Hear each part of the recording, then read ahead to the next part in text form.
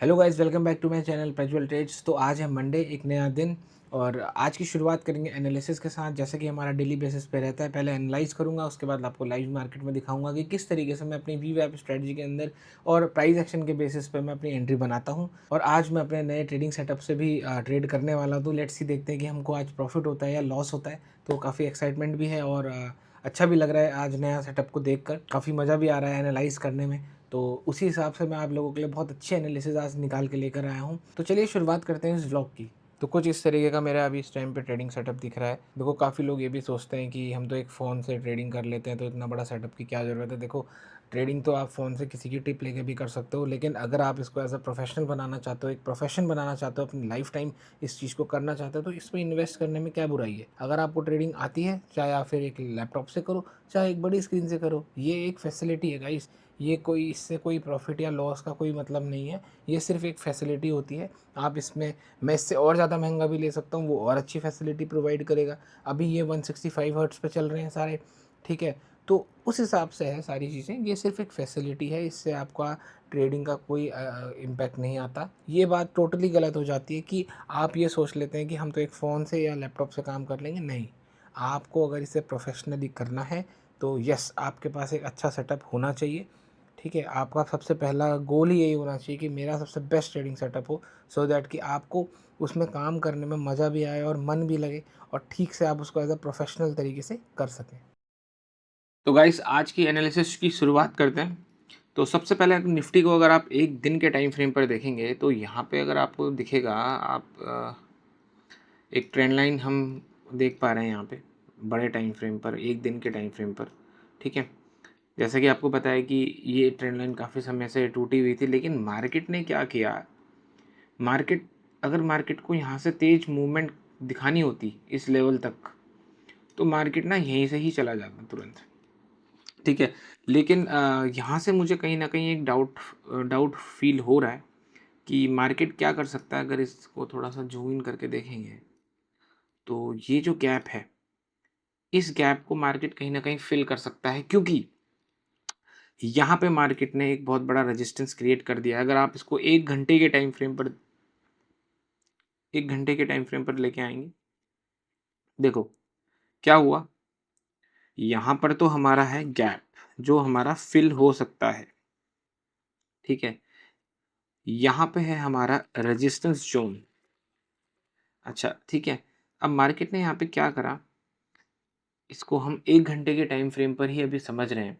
तो मार्केट ने क्या करा, यहाँ पे रेजिस्टेंस क्रिएट करा, तोड़ा, ठीक है। यहाँ पे लोगों की एंट्री करवाई, ठीक है, और मार्केट तुरंत नीचे आ गया, ठीक है। और उस रेजिस्टेंस के ही काफी नीचे आ गया, मतलब यहाँ पर जो छोटा सा गैप था, इसको मार्केट ने यहाँ पे फिल कर दिया और क्लोज कर दिया। सबसे इंपॉर्टेंट है, ये तीन कैंडल काफी रेड आई हैं, काफी बड़ी कैंडल आई हैं एक घंटे की टाइम फ्रेम पे।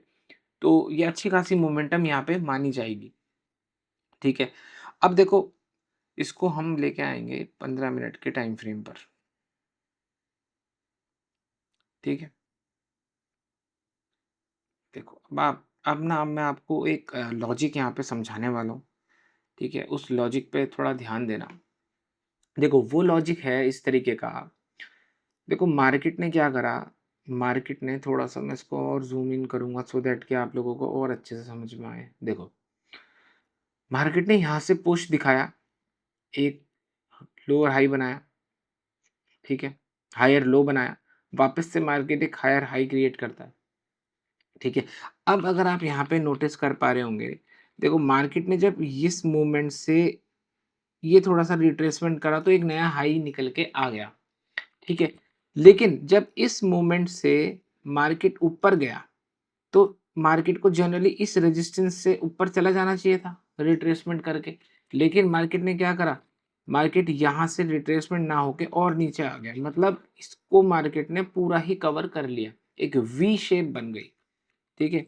तो हो सकता है मे बी मार्केट ने क्या करा है कि ये वाले जो बायर्स है ये सारे ट्रैप हो चुके हैं। इन लोगों ने, अगर यहाँ पे जिन लोगों ने बाय किया होगा उनका स्टॉप लॉस लगभग इस गैप के ही पास होगा, ठीक है।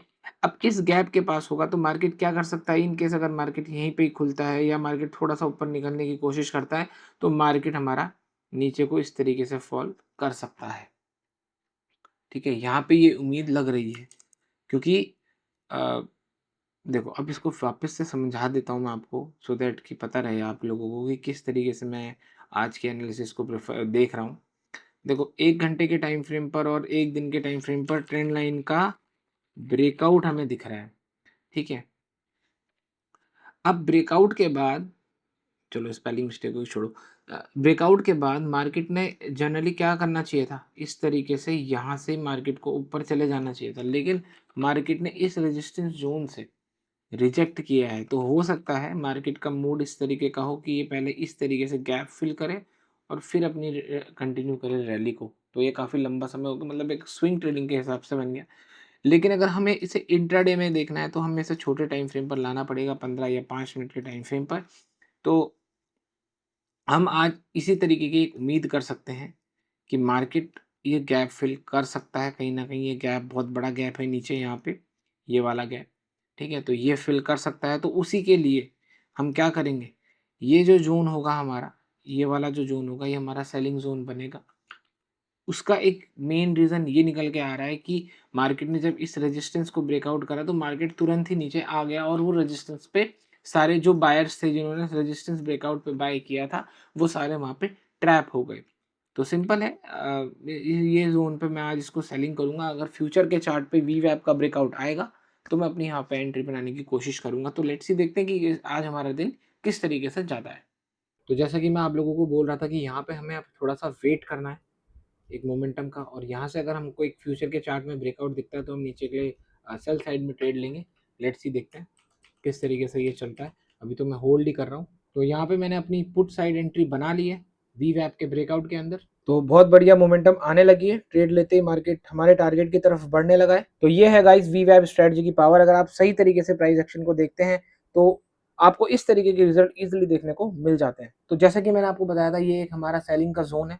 तो यहाँ से मार्केट नीचे गैप है तो उसको फिल कर सकता है। तो उसी वे में मैंने यहाँ पे अपनी पुट साइड में एंट्री बना ली है। अभी थोड़ा सा कॉस्ट टू कॉस्ट में आया। लेट्स सी, देखते हैं कि किस तरीके से हमारा ये मार्केट चलता है। तो बहुत बढ़िया मोमेंटम आने लगी है, ट्रेड लेते ही मार्केट हमारे टारगेट की तरफ बढ़ने लगा है। तो ये है गाइस वीवैप स्ट्रेटजी की पावर। अगर आप सही तरीके से प्राइस एक्शन को देखते हैं तो आपको इस तरीके के रिजल्ट इजीली देखने को मिल जाते हैं। तो बहुत बढ़िया मोमेंटम इस टाइम पे मार्केट हमें दिखा चुका है। ये है हमारी वीवैप स्ट्रेटजी की पावर गाइस। अगर आप सही प्राइस एक्शन का यूज करते हैं तो आपको इस तरीके के कंसिस्टेंट रिजल्ट्स आपको देखने को इजीली मिल जाते हैं। और यही सारी चीजें मैंने अपने द कंप्लीट ट्रेडिंग कोर्स के अंदर बहुत डिटेल में सिखाया हुआ है, सो दैट कि आप सही तरीके से मार्केट की एनालिसिस को समझें और सही माइंडसेट के साथ, सही साइकोलॉजी के साथ आप इस तरीके से कंसिस्टेंट रिजल्ट्स निकाल सकें। लेट्स सी, देखते हैं कि अब हमारे टारगेट को रीच करता है या नहीं। जैसा कि मैं आपको बोल रहा था कि यहाँ से मार्केट थोड़ा नीचे आ सकता है।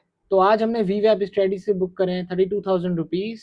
आई होप आप लोगों को आज की वीडियो देख के समझ में आया होगा कि किस तरीके से मैं एनालाइज करता हूँ मार्केट को और किस तरीके से हर एक एक पॉइंट को बारीकी से नोट करते हैं, सो दैट कि हम एक कंसिस्टेंट वे में नेट प्रॉफिट निकाल सकें। मैं आपको बता रहा था कि इस तरीके से मार्केट रिएक्ट करता है।